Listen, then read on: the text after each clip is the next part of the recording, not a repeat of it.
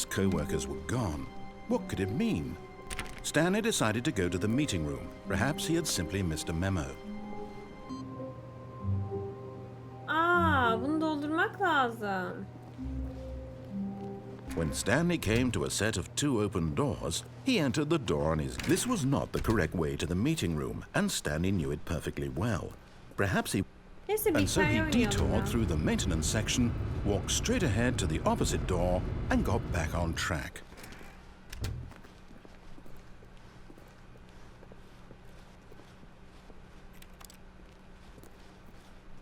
Yet there was not a single person here either. Feeling a wave of disbelief, hoping he might find an answer there. What are your dreams for the future mitosis? Çok iyi ya.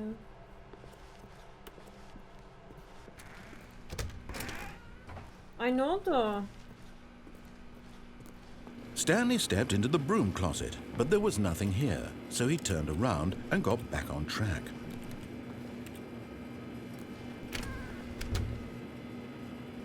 There was nothing here. No choice to make, no path to follow, just an empty broom closet. No reason to still be here. Coming to a staircase, Stanley walked upstairs to his boss's office.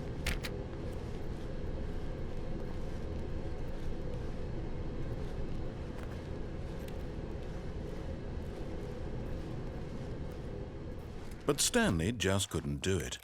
He considered the possibility of facing his boss. Admitting he had left his post during work hours, he might be fired for that.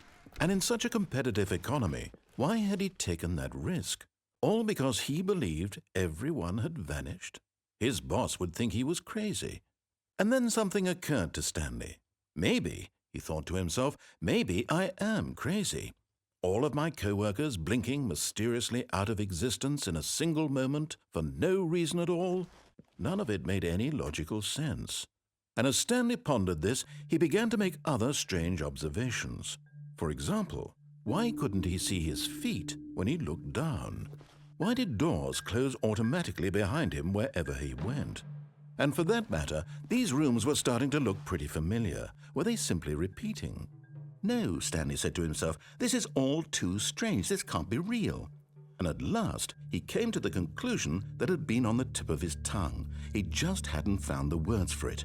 I'm dreaming, he yelled. This is all a dream.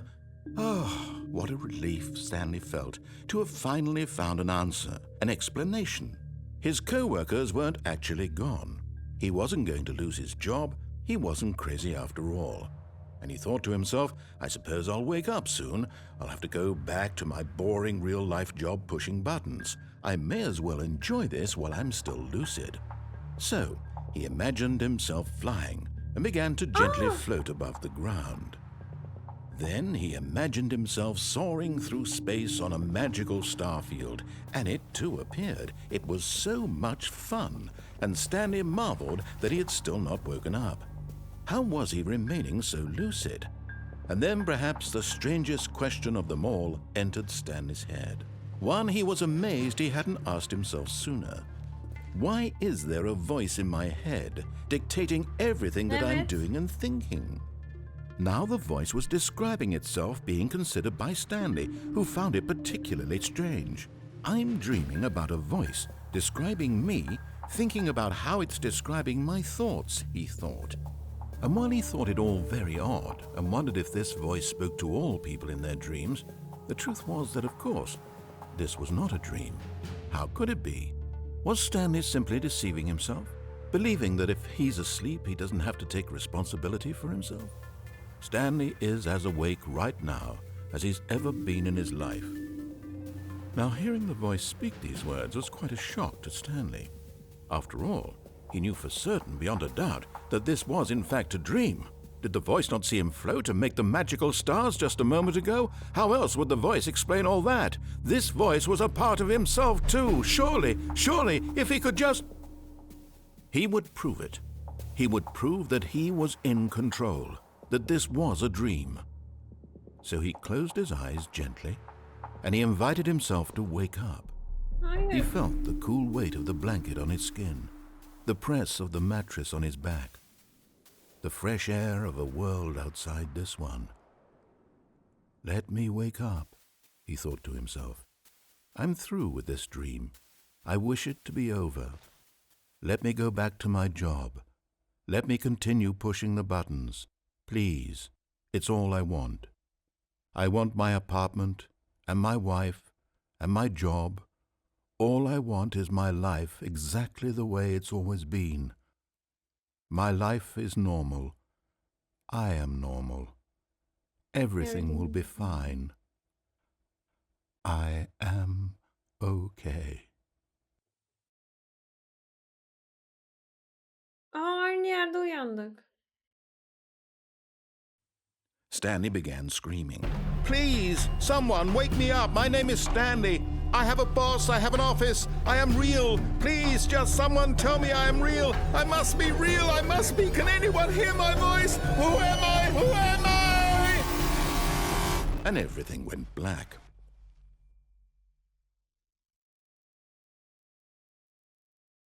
This is the story of a woman named Mariella. Mariella woke up on a day like any other.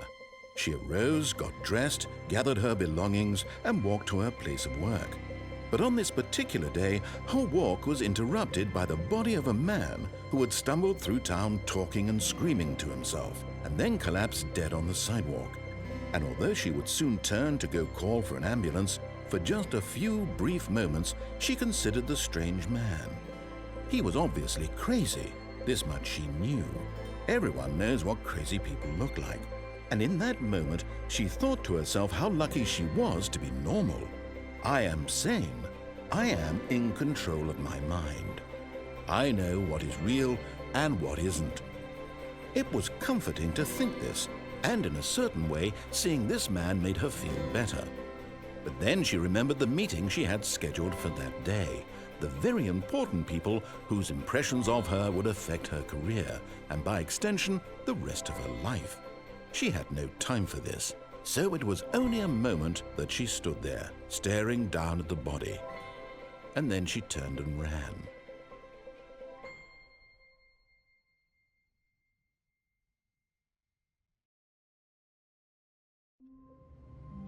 Ne oluyor? Bakayım. A soft wind Güzel blew outside and patronları perhaps çekme. rain started, and if it did, it stopped shortly after. Stanley hoped that he would one day see weather. When Stanley came to a set of two open doors, he entered the door on his left.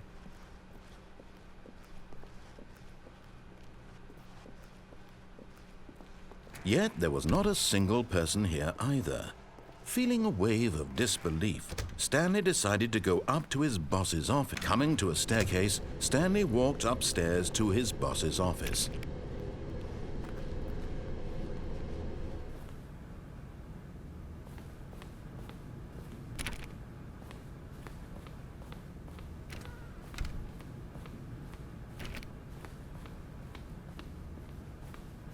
Stepping into his manager's office, Stanley was once again stunned to discover not an indication of any human life. Shocked, unraveled, Stanley wondered in disbelief who orchestrated this, what dark secret was being held from him. What he could not have known was that the keypad behind the boss's desk guarded the terrible truth that his boss had been keeping from him. And so the boss had assigned it an extra secret PIN number, 2845. But of course, Stanley couldn't. Yet incredibly, by simply pushing random buttons on the keypad, Stanley happened to input the correct code by sheer luck.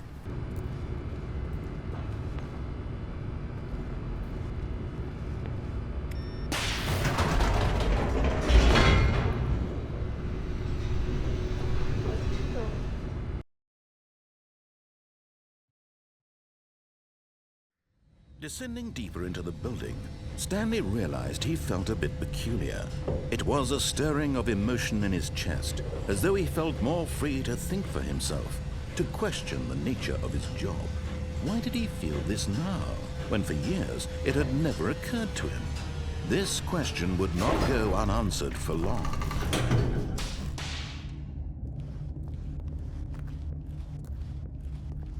Stanley walked straight ahead through the large door that read Mind Control Facility. Escape diyor. Although this passageway had the word escape written on it, the truth was that at the end of this hall, Stanley would meet his violent death.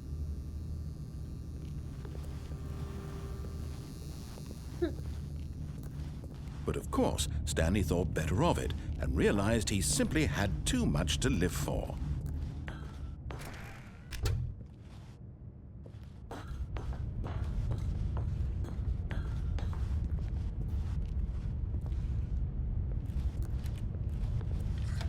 The lights rose on an enormous room packed with television screens. What horrible secret did this place hold? Stanley thought to himself. Did he have the strength to find out?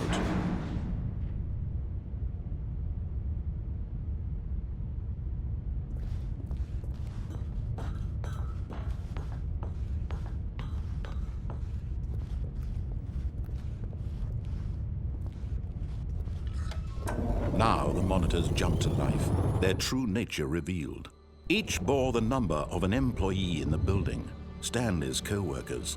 The lives of so many individuals reduced to images on a screen, and Stanley, one of them, eternally monitored in this place where freedom meant nothing.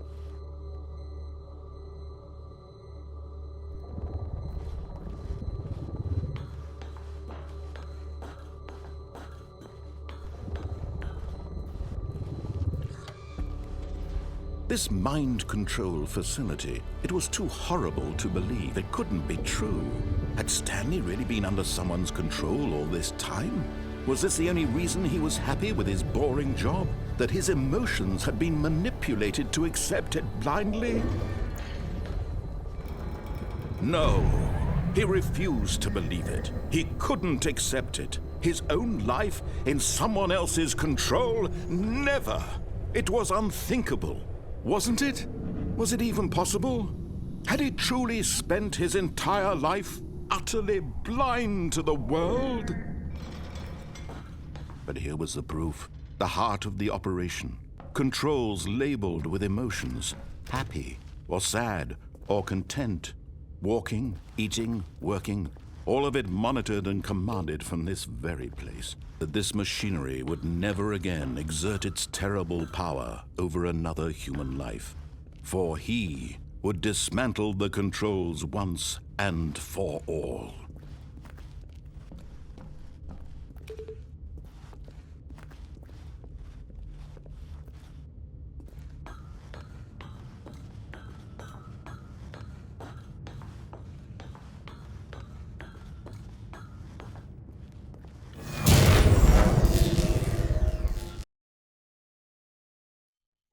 Ha.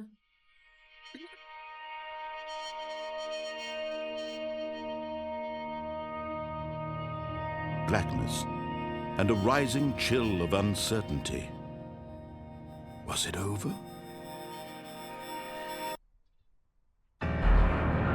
Yes. He had won. He had defeated the machine.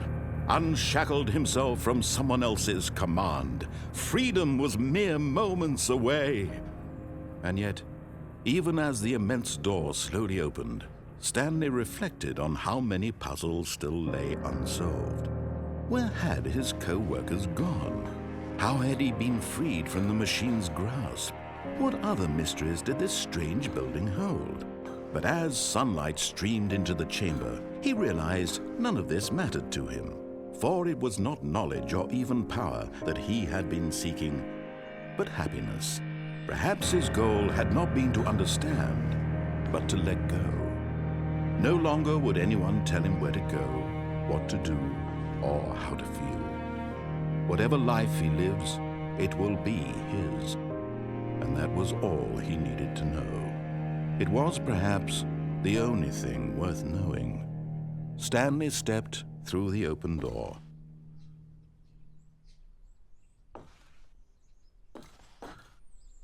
Stanley felt the cool breeze upon his skin, the feeling of liberation, the immense possibility of the new path before him. This was exactly the way right now, that things were meant to happen. And Stanley was happy.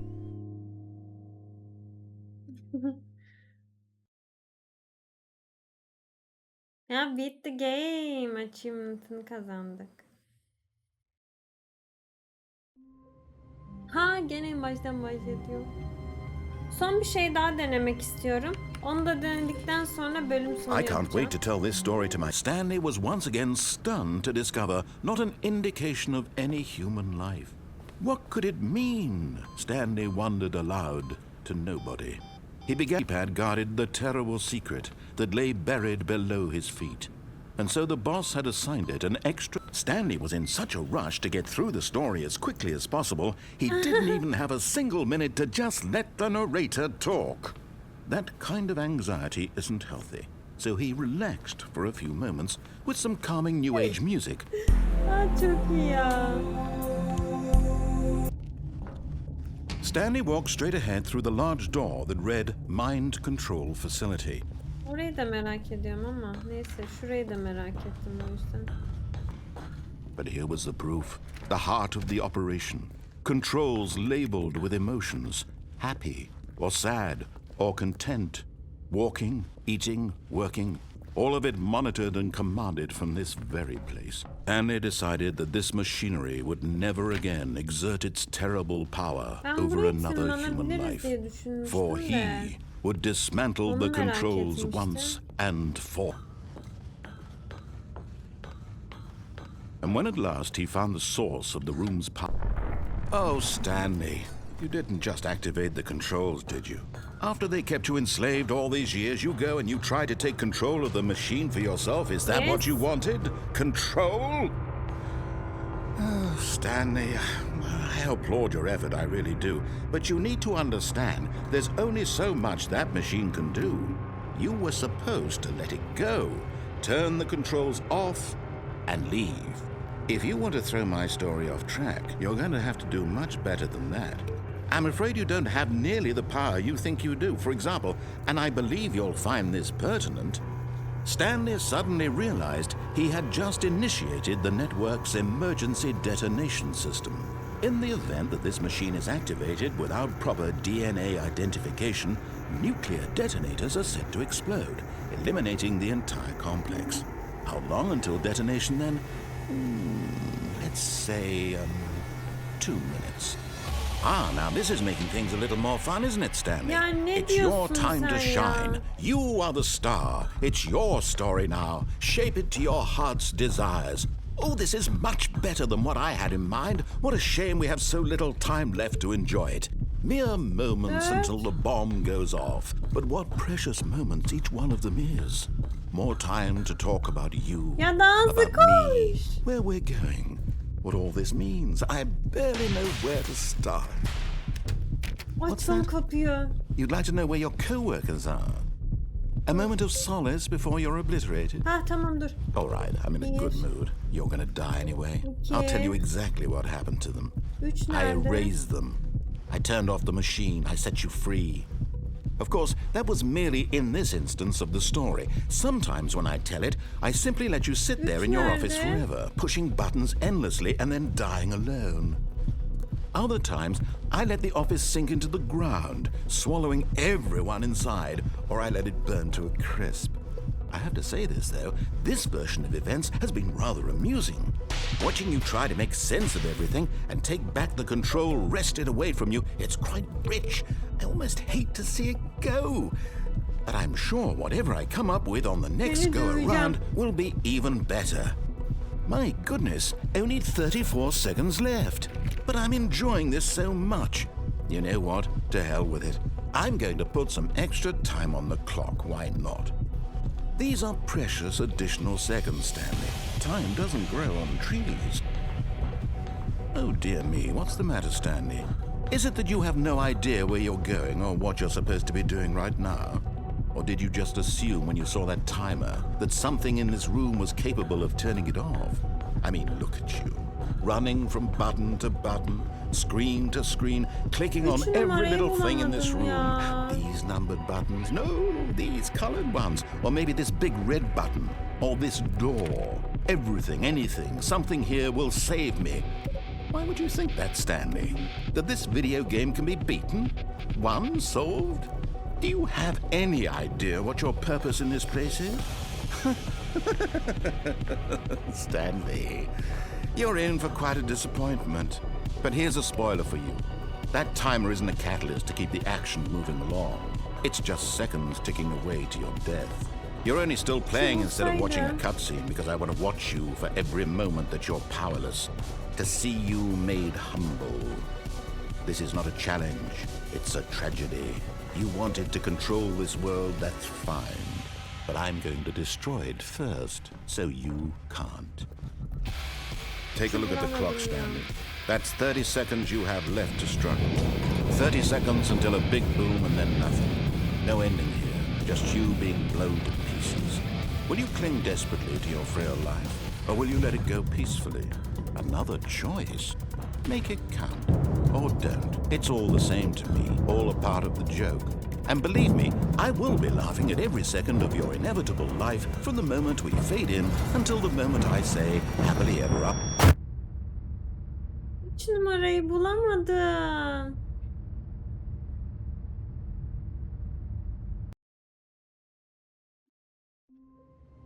Üç numara nerede?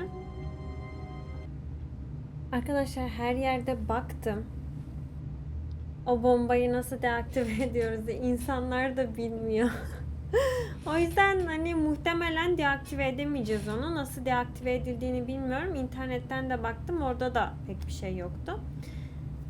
Burada artık bölüm sonu olsun. Bence çok güzel bir seri oldu. Farklı bir seri oldu. Başta ben demiştim ki hani bu korku oyunu diye de ben öyle zannediyordum. Yani bir yerden mi duydum, öyle mi haberim oldu hiçbir fikrim yok ama ben korku oyunu zannediyordum.